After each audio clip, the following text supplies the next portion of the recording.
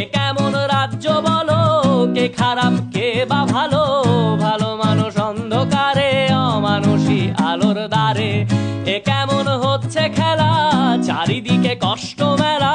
কে কোথায় যাচ্ছি ভেসে, থামবো কোথায় অবশেষে? রাজার রাজ্যে সবাই গোলাম, করতে হবে রাজার সুনাম। না হয় তোমার কল্লা যাবে, বিরাট কঠিন শাস্তি পাবে।